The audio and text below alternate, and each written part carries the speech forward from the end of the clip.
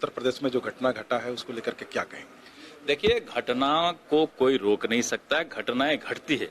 महत्वपूर्ण बात यह है कि कानून का भय, उत्तर प्रदेश में कानून का भय है, कानून का डर है, अपराधियों के बीच भी कानून का डर है, क्योंकि वहां के लोग देख रहे हैं कि घटना करके कोई भाग नहीं सकता, घटना करके कोई बच नहीं सकता है। आप प्रेस वाले हैं, आप ही के साथ अगर कोई प्रेस के लोग आते हैं हम पर गोली चला दे, इसमें कानून व्यवस्था क्या करेगी? कानून को यह करना पड़ेगा कि अपराधी अपराध करके फरार ना हो, अपराधी अपराध करके फरार ना चले। अगर वहां कोई आत्मघाती कदम उठाया है तो उसको डर से सरेंडर करना पड़ा है। ये है योगी मॉडल, यही है कानून व्यवस्था।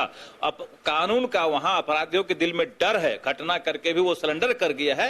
यही है कानून व्यवस्था, यही है योगी मॉडल। ये योगी मॉडल पूरे देश में हिट है, ये होना चाहिए। अगर घटना करे तो अपराधी की गिरफ्तारी हो, उसके घर पर बुलडोजर चले, ना तो इनकाउंटर हो। डर से सरेंडर कर रहे हैं, अगर घटना किया तो सरेंडर किया वो। लेकिन विपक्ष तो सर बराबर, लेकिन विपक्ष का काम है आरोप लगाना, आप घटना को नहीं रोक सकते हैं। मैंने बताया कि आप, वो भी तो प्रेस के भेष में आया। प्रेस के इतने लोग हैं, अभी सबको सब पहचानते नहीं है। कोई प्रेस के लोग आकर के प्रेस के भय में गोली चला दे किसी नेता पर, तो ये तो अलग है, ये तो आत्मघाती कदम है। आत्मघाती कदम कोई उठा सकता है, कहीं उठा सकता है। लेकिन अगर कोई घटना घटती है तो पुलिस उसे गिरफ्तार करती है कि नहीं? पुलिस क्या कर रही है?